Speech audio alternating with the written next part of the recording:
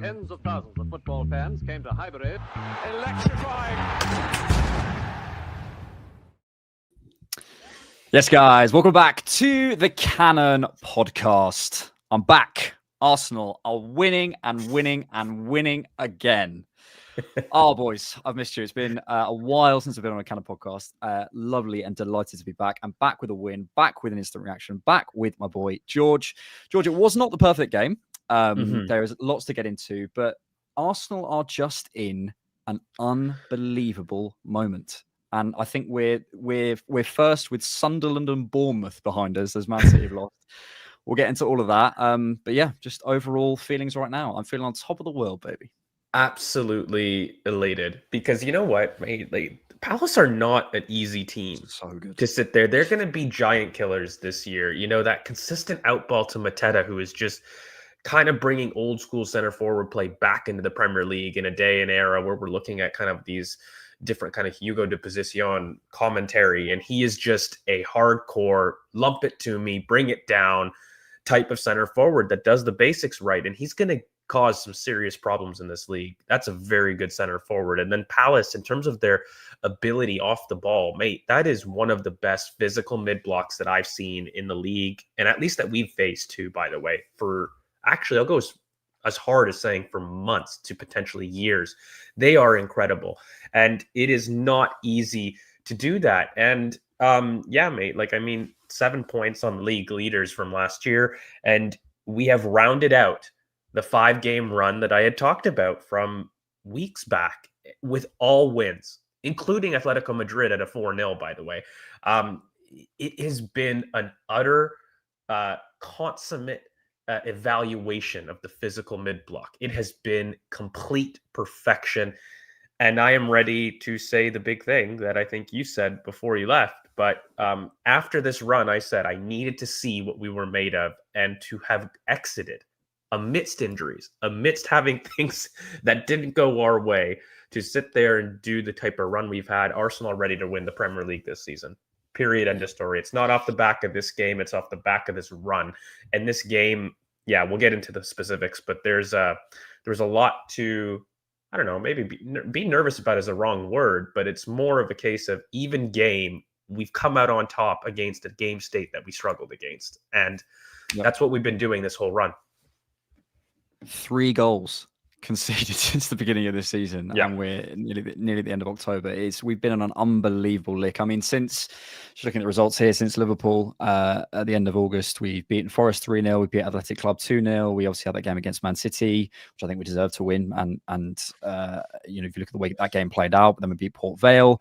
Obviously, had that unbelievable game against Newcastle, which, as you mentioned, was the game that I went, just that's the feeling, that's the moment. I feel this is the moment we win the league. And we've been carrying on since then. 2-0 against Olympiacos, 2-0 against West Ham, 1-0 against Fulham, 4-0 against Atletico. I could actually, unfortunately, because of what I was doing, I was putting on a performance, a show I've written, people didn't know. But I couldn't watch the Fulham game. And I just had, the only thing I had was a conversation with someone in a bar who was like, I was at the game because I was in Fulham rehearsing something. And he was like, mate, it was pretty poor, but we got away with it. We've carried on 4-0 against Atletico and 1-0 against Crystal Palace. And yeah, we're just in an unbelievable moment. And when you look at the Premier League table, you look at Man City dropping points again today, you look at Liverpool dropping points yesterday, 4 losses in a row. It just...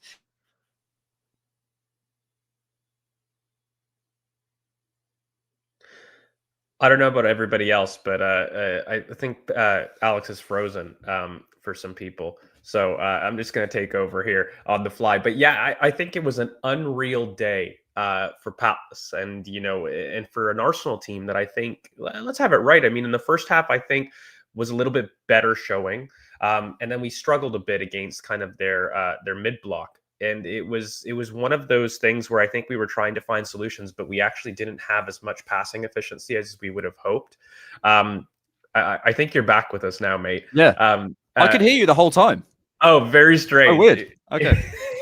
But I'll throw it back to you. I was just talking about how it was a tough first half and our passing efficiency seemed a little off, generally speaking. And it was a case where I think a lot of people were debating whether this was all Palace or us being a little bit poor, because I think that the types of passes that we were giving up, it was a little bit frustrating from like our own perspective. We're so used to this team zipping it through quite well. But beyond that, I thought that we weren't really accessing Eberechi Eze as much, who had a tough game before the goal, ironically. And those moments could be something that you just sit there and you highlight on its own. I mean, we didn't really have that against these types of teams, last year. But it was one of those where the team was struggling, I think, to find some players between the lines. Bukayo Saka didn't have much of the ball as much as I would have liked. And I think that, we struggled to really get ourselves in between their block, or at least stretch them effectively enough to create space in the middle of the park. I don't know what your thoughts were on the first half. That's kind of my takeaway. Yeah, vaguely similar. I think what you said about Crystal Palace earlier, for me, the physical doesn't massively play into it. I think possibly because of the game it's just their intelligence in the mid block. That front five, for me, the way they cover spaces, I've got a newfound love for Kamada, mate. I was watching him today and thinking, goodness me, how have I missed you? He's fantastic in terms of just that, the sort of the stuff we praise Zubimendi for, just shuffling across, looking, are you going, am I going, all that stuff. And he looked great, and we just couldn't get into them. It felt like a game, whenever we went long, I didn't think it was particularly useful, whether it was to Trossard or to Gyökeres, especially. It's difficult, we'll come on to this sort of later, but Raya constantly going long to Gyökeres, at some point when that's not sticking, I can't blame Gyökeres anymore. You just keep going to him, and that doesn't seem to be working. So I didn't love that. It felt like a game where we had to go through them. And certainly first half, I felt as though I wanted Calafiori more out wide and Trossard more centrally, so he could sort of peel off that line, be a bit more central, receiving those pockets. I didn't think we were being brave enough necessarily. But ultimately, this is a game where probably, and credit to Palace, really, that front five for me just controlled that for sort of certainly 20, 30 minutes. But really, this is the sort of game where we're probably sat here last season talking about mid-blocks and whatever, and we probably didn't quite find the solution over the course of the 90 minutes, because Palace are brilliant. They are absolutely brilliant. But we have enough solutions now, and this is the thing we keep coming back to. We're gonna have days where we can't. We've had a period where we've been brilliant against mid blocks. I don't think this is a perennial issue. We had probably a bit of an off day today. I have some things I would like to see, but it doesn't matter, because we've bought that guy who can bring us that magic moment. I mean, ironically, Eze basically scores the same goal as he scores against us last season in the same fixture. So when you have enough ways of winning, when you have, whether it's substitutions or set pieces or second phases of corners or magic moments or whatever you want to say, we end up winning games. And this is why I'm so confident and so bullish, and have been so bullish about why I think we are going to win this league, is because I see, we spoke at the beginning of the season, fundamental flaws in other teams, and we have issues 100%, but we also have enough ways around them, I think, that they won't hurt us that much. But really, just to finish on the first half, I thought it's very easy, as I always say on this podcast, to focus on yourself and go, oh, well, we were bad. And yes, we were. There were, as I said, I would like to see Trossard more. I'd like to see more bravery on the ball from the guys behind the ball. But I just want to give credit to Palace. I thought they were absolutely brilliant covering. And what you saw second half, in my opinion, was the fatigue from that. And that's why the game opened up a bit, because they couldn't carry on with that work. But I just thought, credit to Palace, in my opinion. Yeah, other teams are allowed to do tactics as well. Yeah, like it's not just like, I do think, because of what's happened in the past, and like this has to be our year. If it's not 3-0 by 20 minutes, it's more a case of we're shit or not. And then until we get that score line, it's like, okay, we're fine. And it's a little bit more of that anxiety from, I think, an internal fan. But really, that was one of the best teams we've faced this season, if not the best team that I've seen us face this season. Yeah, it was, as far as organization goes, as far as pushing us back, frustrating us, and again, us relying on a method that we get clowned for all the time and set pieces. I want to transition to this, because I don't understand why it's being killed that Arsenal are not allowed to score from a very consistent, sustainable way. And it's proving its head again. I mean, in these times, every single set piece was incredibly dangerous. Wasn't just by nature of, us spamming a particular delivery. I mean, Gabriel, by the way, who I thought had one of his better matches, even though he was rumored to have been injured. Really colossal performance at the back, just from his control in the channels. And, he had a really tough time, because he actually was the central center back in this kind of iteration of this game, which, dictating our buildup. And I didn't necessarily see him as the reason as to why we faltered. He was doing an excellent job. And in fact, when we're pushing for the goal, he has a really brilliant passage of play of playing in the channels early and brave. And he's one of our bravest passes from deep Gabriel with a brilliant performance there. And the set piece delivery thing, mate, like it's getting to the point where I'm getting frustrated because people want goals and consistent goals, but it's being provided through something that you deem is not worthy enough. But ultimately, it's getting us there, and it's breaking open games. And I'm sorry, as far as what I'm concerned with winning these types of games that we struggle against. Now, if I see that extend into like teams that we should be playing well against, and we're relying on it, broadly speaking, to just be the dominance of our goals, then yes, let's have a conversation about why that's the only thing that's happening. But if I'm going to sit there and say, this is a tough team to play against, and I'm going to have a consistent way of having goals against that threat, why am I going to complain? It's an excellent kind of threat that we've had. It's unique. Every team in the league is distinctly afraid of it. And we have shown no signs of it slowing down. In fact, if anything, I would say we seem to have gotten almost more potent this season. Like, it's actually come to the fore a lot more.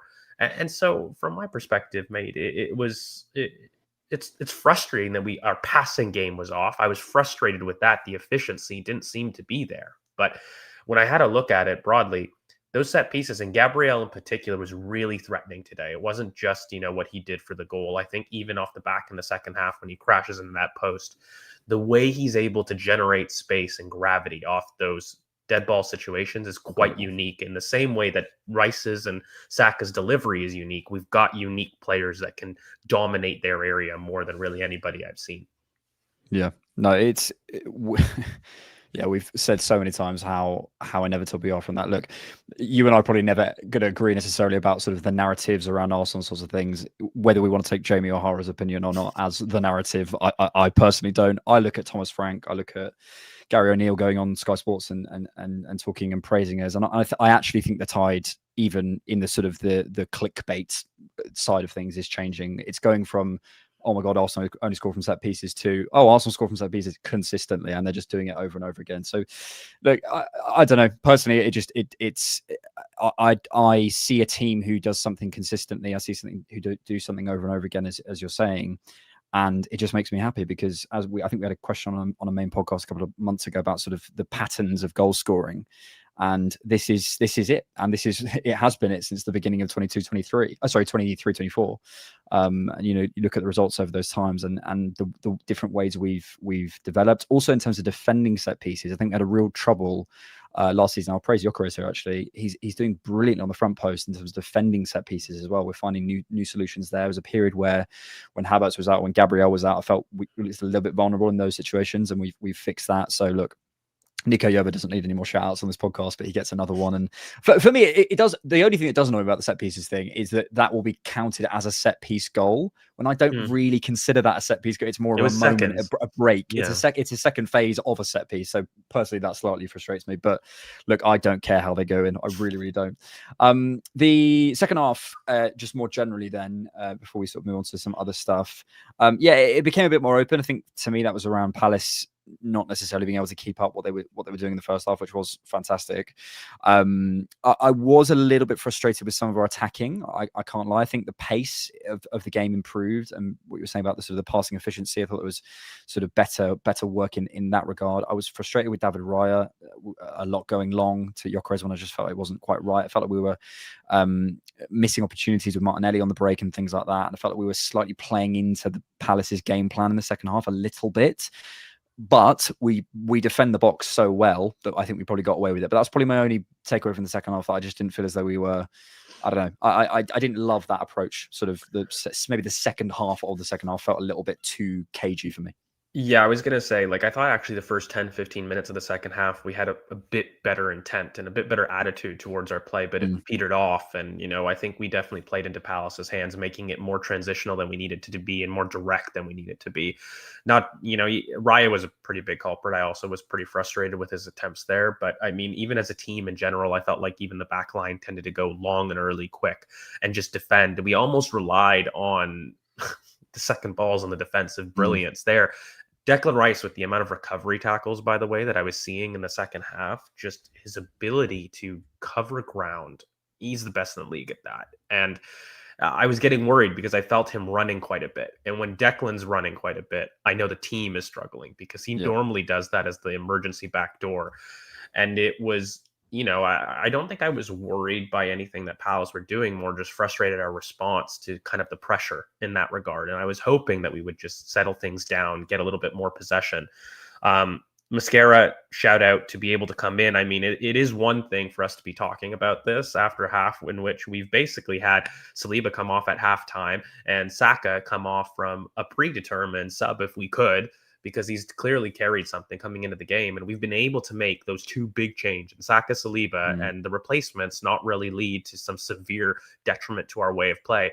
It was brilliant. I thought Mascara top in terms of covering and being able to cover in the back there, especially in a frantic game. Like, that's not an easy game state to come into. And he did brilliant. I mean, we know what he is. We know how much me and you love him. But generally speaking, it did feel like the team was going long and early. And it wasn't just to Gyökeres. It was also like to the front line in general. There wasn't an aerial target. And even once we got Mikel Merino involved, that was the only time towards the end of the half that you could have argued there's an aerial target up top. So I didn't understand that at all. I felt like there should have been a bit more attempts to play through Palace, but maybe it was one of those where we ask for that, and then 2-3 seasons ago, you get the Aaron Ramsdale attempts to play through and you get a shot on target. Like, I wonder if that's more of a case of this team maturing where, look, our strength is in athleticism and in second balls. It's not great. It invites pressure, but it's better than doing a misplaced pass in the through ball in the last 20 minutes. Maybe that's a case of game management. I don't know. It's not something I would have done personally, because I think we had the talent to get our foot on the ball a little bit more broadly in the game, but it was also something we did struggle with for 90 minutes. I would say, like, in general. So maybe that was a conscious decision, but I don't know. It did frustrate me. Yeah, possibly. I mean, Palace pressed so well, and I think we're so aware of their strengths, possibly. But there was only one moment I think I remember where Raya had the ball in his hands and rolled it to Zubimendi, sort of under a little bit of pressure, and I just felt that there was more space to do that. Newcastle away, West Ham at home, Fulham away, and Palace at home saw us pick up 3 out of 12 points in 23-24 and 2 out of 12 points in 24-25. So to take maximum points is it's an unbelievable statistic, and shows our improvement and shows what we've learned, which is, again, how many questions, George, do we have on pods over the summer, sort of going, how, what do you think about Arteta? When do we decide whether it's right to go or not? Well, as long as, if we stop improving, if we stop evolving, then yeah, of course we need to speak about the manager. But this is evolution. This is continual evolution. And I think we have to give credit where credit's due. Let's have a look at the numbers. Arsenal, 0.9 expected goals to 0.4 for Crystal Palace. 10 shots to 7, 3 on target to their 1, 2 open play shots to their 4. Beat them on possession in terms of passes. 55 final third entries to 36. 39 deep touches to 24. Zone 14, 13 to 6. Relatively even game overall. And there's the running XG. What would that chance? Would that have been the header? I suspect. I think so. Yeah, because there was a big header that probably, I think there was one where Gyökeres, it goes wide, it's going to Gabriel. I can't remember one, maybe that was that one around there, but there was some big set piece moments, and as we know, we love them. Nice little chance there for Eze as well. There's the shot map. Yeah, look, we would have loved to have created more, obviously, but I think sometimes, as we say, these are the sorts of games where Crystal Palace, I don't know necessarily whether Crystal Palace are going to be, pushing up against European slots for top 5 or whatever it might be. I think they'll probably finish 6th or 7th if they keep Glasner, if they keep their best players fit, because they are an unbelievable side. But I think, as you said earlier, they're going to get some big wins. They're going to beat City. They're going to beat Liverpool. I think they might have already beaten Liverpool. They're going to win a lot of big games because they are a fantastic side. And there's the field tilt as well. It is interesting there, having a look at that, George, because I don't think it's just Palace dropping off. The Mosquera sub leading to a lot more sort of final third dominance there. I don't know why Saliba went off, and if it is an injury, then fair enough. If we're working with he was changed from a tactical perspective, this maybe leads into it, because I feel like Saliba is obviously over the shoulder defensively one of the best in the world, and just such a composed, brilliant player. But there are times when, and we've mentioned this before, we want more from him in possession. I think Mosquera, if you're asking for more tempo from the back, if you're asking for more push, if you're asking for more balls sort of fired across the midfield, even Gabriel probably gives you a bit more than Saliba, which to imagine that 3 or 4, imagine saying that about Gabriel 2 or 3 years ago in 22-23, those balls over the top and things like that. I look at Saliba and go, I want a bit more from you sometimes, not always when the game suits it, but to run the game from centre back. We spoke about this a little bit before. Yeah, it's kind of because you see the talent.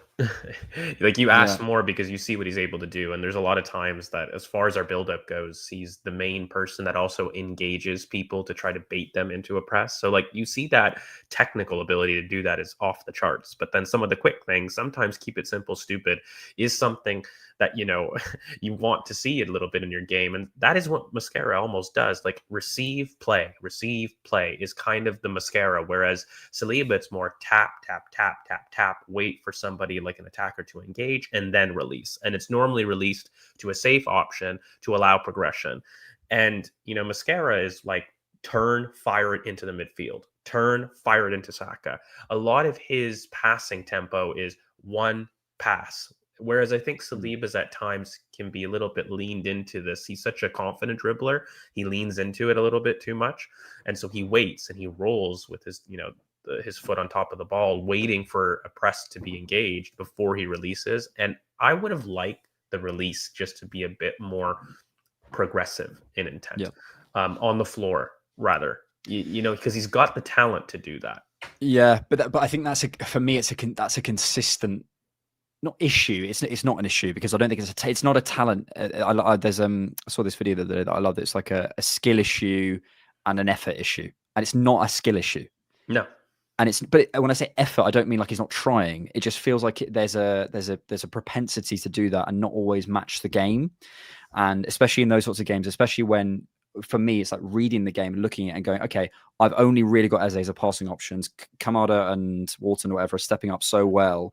I need to take a little bit more responsibility in the way that actually Gabriel, it wasn't right, but those couple of those balls over the top, at least it was something. It was a bit of an effort to sort of try and break something down. I think he's a little bit, sometimes can be there. I wonder if it was tactical. I wouldn't be surprised. I have a feeling, just because I know the player and the skill, and I just like I have a feeling it could be something like that, and I don't know if he's carrying anything or whatnot, and all those. We don't really have the information to have a look at that, but it's not often he comes off at halftime. And I wouldn't say it was because Saliba was horrific either. Like, it wasn't one of those things where, it's tactical because you're really struggling against a particular player. It's just very odd. We don't do it very often. So definitely something to think about. Yeah, he had a moment or two against Mateta, but who hasn't? I mean, he's just a ridiculous footballer. Arsenal have gone 100 consecutive games in all competitions without conceding 3 goals in a game. Just the second English league team to ever achieve this feat, along with Man United between October 2016 and August 2018. Wow, I would not have picked Man United between in that period. So yeah, look, we asked for more from Saliba, but that is just it's a ridiculous stat. And these guys are, I mean, Gabriel in particular, he's gone to another level this season. I don't know if you guys have spoken about it on the podcast yet, but I absurd. He's absurd. I don't want to breathe life into the Chelsea record, but mate, when you have a look at like the amount of games that we've had Newcastle, Liverpool, United, and City. And in addition to doing what we've been able to do, I think we can't have serious conversations until basically March or April of that time, because there's so much football to be played. But the way it seems, and I know this is exaggeration, it's just you don't feel like we're going to concede a goal in the near future. And when we're talking about how the first half we struggled, I believe they only had 1 shot on target. Yes. In the struggle of that, it's our struggle, it's not them. Yeah. So it's unbelievable, mate. It's unbelievable, and I do want to combine it off the back of the Atletico, because I wasn't able to be on that instant reaction either. That's not an easy team. This is the team that everybody talks about as being their own version of the giant killers in the Champions League, and to go and make that statement, to pop off, do a 4-0, come a very difficult Premier League game back. Palace is not easy. So to go from the high of something like that in the Champions League to then return, how many times have we seen not just this team, but teams in general struggle after going away in Europe and being able to kind of return and have it like that kind of a match in terms of the emotional effort that brings. Not the travel, because of course we all know where that was. It wasn't a travel issue here. But the idea to go off a 4-0 jubilation against Atletico Madrid, one of the perennial favorites for the Champions League, always. They will always be a contender. To come back and face a team that has already proven itself to be a giant killer in Palace, a very difficult game, a game that we've struggled with in the past. And again, I do want to shout out Eze just really briefly. This is a tough game for him. It's a tough game for him against a team that, you know, he's poured his heart and soul into, and he's left for his dream. But trust me, it was playing on his mind to play well. To play well and justify that move, because I assure you, everyone in that team feels a little bit let down that their talisman left and said that you're not good enough ultimately. And so it would have been a very difficult match for him. And then to sit there after not playing well in the first half, admittedly, struggling to create the moment that is and do his job. It's just, I feel as though this team is doing things that we didn't necessarily do. I even look back to last year against Atlanta. I think we had a really difficult game in midweek. And you know, it's not a given that this team can just steamroll opposition that you feel that you're better than. And it's just been brilliant, mate. I think I look more at the results here and the pattern than I do the individual game, because it wasn't our best game. I think you could argue it's probably one of our most average games that we've had in the last 5 games. But it's just the pattern of results have been just absolutely unbelievable. Yeah, and just to finish on that Chelsea thing, I mean, we are on, you know, we're about to go, I think we're just over a quarter of the way through the season with 9 games played. Yeah. We've had 3 goals against, and so that would put us on track to beat that. If we did that in the Premier League 20 years later, I genuinely think that should be seen as one of the greatest Premier League achievements. Like, it's not in Leicester level, because that's just crazy. But for a team to win a league, you know, conceding less than 15 goals, like the level of that achievement, when you consider there's probably 5 players at Palace who I would take at Arsenal. Like, the level of the league is Sunderland a 3rd, Bournemouth a 2nd. That's the level of the league. You have one slip up and it's crisis, and your manager's out after 30 games. This league is absolutely relentless. So if we manage to do that, it's just absurd. And I literally don't care if the rest of the season we win set pieces and fucking that's the way we win it. I don't care. I really don't. Let's come on to a couple of your super chats. Thank you so much for sticking with us. Harry Scary, thank you so much for your super chat. Another win on the clean sheet. We must be on course to break the clean sheet record in a single Prem season. We spoke about the goal record, but I don't actually know what the clean sheet record is. Clean sheet record, Premier League season. Was it that same Chelsea? Petr Cech, Peter Schmeichel with 24. No, sorry, Czech's 24 clean sheets in a single Premier League season in 2004-05. So it's that same year. So what are we on? What are we on right now? We're on 6 clean sheets. So I think that we can achieve it. We can achieve it. Certainly. Look, you know what I'd say? I consider the only commentary I'd have on this is, for me as a manager, there's 2 different types of managers. Okay. There's managers that you can win with. So, you know, I think that's the base layer of like Mikel leaving a legacy. If he was able to make this record, this is the record that almost epitomizes him, isn't it? The Chelsea record. Like, I look at Arsene Wenger, and the Invincibles to a level made sense, but he was known for really beautiful football. Mourinho, it was within his philosophy to create this clean sheet record. I think Pep, the way he won it with the Centurions is probably, I don't know, I'm not Pep, but I think that was probably one of his proudest, one of his proudest league wins, because it was really a way of his football. That was kind of his ultimate peak for me. You know, I think the Barcelona team was something where he's just proud because he's managed a group of boys that have come from the academy. But I think City was like his vision, his whole idea about getting off and breathing that into life. For Mikel to win and do so with a record, I think puts him in a different type of category, you know, of manager in general. And that's really something that I think he can aspire to, because he's got that potential as a manager. And I think he'd be frustrated not just win, but win with a special record attached to it. I think so. And you know, the Invincibles, You're right. I think you're right to draw that distinction. I think they conceded 24 goals. I'm just looking at their records here, and it was let's take the opening half of the season. It's 2-1 Everton, 2-1 City, 3-2 Newcastle, 2-1 Liverpool, 2-1 Chelsea, 4-1 Leeds. I'm not trying to take away anything from the Invincibles, but it was outscoring teams basically.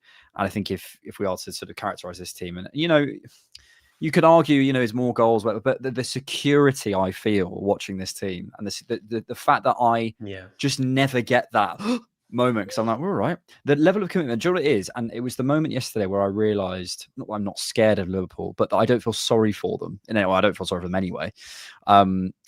This was, I'm just going to pull up a little screenshot for you. This was Brentford had 5 touches, and this was still their shape.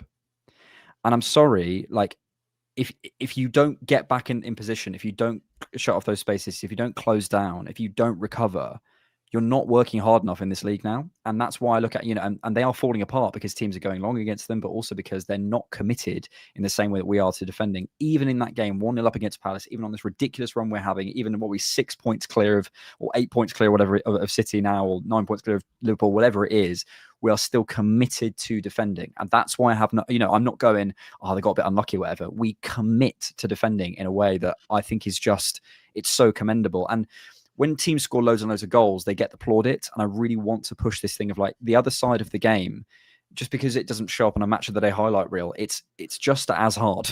And if anything, requires more out of these guys on, what crazy salaries and big egos and all these sorts of things.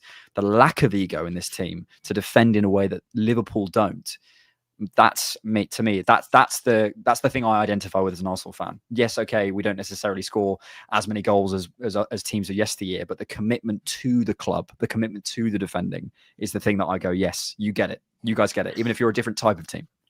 I've been developing a theory as to why there's so much pushback to the way that we're going about it, because I'd go even further that it is harder to do what Arsenal are doing. It absolutely is harder to have buy-in from every single person getting in position to do those things. I think talent is one of those things that it just comes to you, you know what I mean? And relying on those individual moments, I mean, a coach doesn't do much to teach Thierry Henry to do a spinning bicycle kick. Like those are things that moments and players, they bring you joy. And I wouldn't say it's necessarily hard work, and it's not to underpin, because there's only a select few people in the world and across generations that have been able to do those types of things. But when you rely on individuals like Liverpool have in Van Dijk and in Salah, and in having those freak seasons and doing those things, I think a large reason for maybe the pushback from an Arsenal perspective doing it is because, I mean, we have maybe snottily as a club said, we may not have been good, but we played beautiful football. But this country, in terms of England, has been built off the back of, I think, approaching football in a very hardworking way. If you look at all of the things that I think England fans value in general, it's a very old school type of way. You look at Man United in terms of winning their treble. They had brilliant players, but that was a hardworking team. Everybody will sit there and tell you that the treble winning United team, they didn't have to play well to win, was really the moniker that really got them up there. Yeah. Liverpool, I think, as a country, as a city, are a very hardworking, emotional city that buy into those kind of moments. To see Arsenal do it, which as a culture club are a little bit more, quote unquote, the beautiful football, it's just not something that aligns. Like, I don't look at Arsenal and would expect this type of performance. And I think that internal battling about what I'm seeing can't be real, because it's been something that have plagued them for so long, is something that a lot of people maybe struggle with and struggle to buy into, because it's an Arsenal that actually is quite unique. I mean, you can look at George Graham, obviously, in terms of his defensive record and his way of Arsenal playing and the 1-0 to the Arsenal moniker. But I think that this team's commitment to defensive principles, from the goalkeeper up to the striker, is something quite unique that we've even seen in our own history here. The out of possession work, the set pieces dominance, it's not a very Arsenal way of winning. And sometimes what you see and what you're receiving, if they don't match, it can cause confusion. And I think that's what's happening. And even from our own fans, when we demand kind of the central passing and everything, because we have that background of why we fell in love with Arsenal. It's not always matched. So I'm trying to reconcile that personally, and I'll speak for myself and not put that on everybody else. But that is something that I've had to reconcile with Mikel quite a bit. And I think that's a big reason as to why, there could be some pushback even within our own fans about how we're winning. Definitely. It's really, I guess, to say it's expectation versus reality always. And, if you pay £100 for a concert ticket and it's average, you're annoyed. But if you pay £10 and it's average, you're like, great. Yeah. it was average. It's cool. It was only paid a tenner. So I think we're not used to this necessarily, and I think sometimes it takes a while for our eyes to adjust. But I think we are getting used to it. I think people are learning to love. It's interesting that I think, who are my players who probably have grown in my estimations over the last couple of years? Gabriel, yes, because he's got better. He's one of my favorite players now. A centre back. Do you know what I mean? Like, and that would never have been. Whose favorite player in the Invincibles was like Kolo Toure? Do you know what I mean? Like, it's an odd thing. But that is the sort of shape of this team, and I think it's no bad thing, especially in such a brilliant league. And I would love to know at some point how conscious it is from Mikel to focus on that. How much of it was like, actually you're seeing how much the attacking side of the game is developing, whatever it is. How much was that a conscious decision? Was it a recruitment thing, whatever, or was it just are you trying to match them? Or are you really trying to become this defensive monster? And why? Because I bet he will have his reasons. Sincerely Mace says set pieces is just our Haaland. Yeah, I mean, basically, this is what this comes down to, George. And maybe just finish with some sort of title race chat. For me, this entire title race is down to whether Haaland can keep City up. That is basically what I feel it's down to. I think Liverpool, people have worked out. I don't know if you saw, there was a graph of sort of how different oppositions are playing against teams, and Liverpool have the biggest sway in terms of teams going longer against them, teams playing longer passes against them. Teams have worked Liverpool out a little bit. I think they're struggling to deal with that, and I think with a number of individuals who I don't think are locked in. Basically, I think Salah and Konate, I think a number of different players. Obviously, there's Szoboszlai and other players like that, but I don't think Kirkes is good enough. We spoke about Frimpong at the beginning of the season. I don't think he's good enough. I think they'll be there, but I think they require more evolution. I think they'll probably solve it a little bit more towards the end of the season. City are the team that I look at and go, because of Haaland. And that's kind of my feeling at the moment. How do you feel about the title race before we close off? I've always said for people to give a little bit more respect to City at the start of the season. Like, I felt like they were being written off when we first started. I felt like it's not just Haaland for me. They themselves went under kind of an identity change that I actually don't think we've seen fully yet. And I'm having a look at this where Marmoush definitely has potential to add some more output. Doku as well. They are a team that has been, to this point, Haaland and inshallah, if you will. But they have players there that I do really worry about. From a Liverpool perspective, I've always not understood why Arne Slot has changed the manner that he did. He's really gone quite opposite in terms of what won him the title, getting his best players in the positions that thrived. And he's really introduced a really tricky dynamic that honestly, it's very difficult to turn back from what was nearly 300 million pounds spend or whatever it was over the summer. And 400. Yeah. And those are the isolated problems, the Verts, the Isaac, and the Ekitike. Adding that into your cast while still getting Salah to be, in his favorite positions, it's not a problem that you can solve other than dropping and ruining team chemistry. Like, it was such a fall over moment from him that I can't explain. Whereas City, the difference is people almost have got to this point that City just aren't good, has been my perspective on the pulse of fans so far. And I'm not there yet. Personally, I look at Pep, and part of the thing that scares me, if I'm being really honest with you, mate, is City have always struggled at the start. Whether you look at any of their major campaigns, to have a Haaland like that, that's just a cheat code in your back pocket, who's such a robot, able to get you through bad moments. I know the real City normally comes in January, in terms of any kind of title race. From that period on, they lock in. So if they're able to keep pace, I'm always going to be a little bit more nervous with them.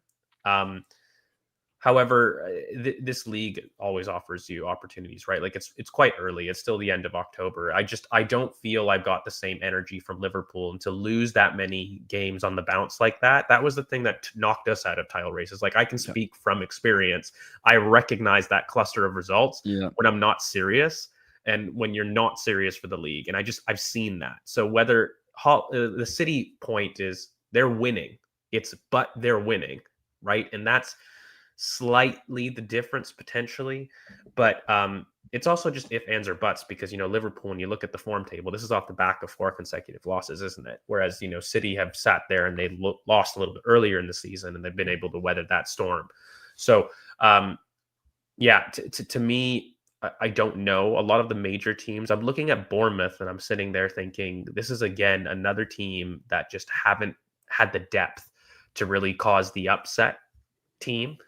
And City are really the only team that I look at in that group right now that I know not only have the guarantee of Haaland, but have the depth to recover the form after that. It's a fascinating league, man. It really is. And I really couldn't call it right now. I think, honestly, not that we're definitely winning. I know we're going to win the league, but I would say I think we're going to win the league. And I'd go pretty confident on that. But Bournemouth, I really don't know where they'll end up. I think Sunderland ultimately will have their drop off. But Bournemouth, as you say, they had Krupi today who scored. They didn't even have Evan Nilsson, and they've got a bit more depth there. They've got this new centre back I'm looking at. I can't remember his name, but I was watching him earlier. That looks pretty good. City, who knows what's going to happen with them? Are United having a bit of a click in terms of even just yesterday? I was watching them.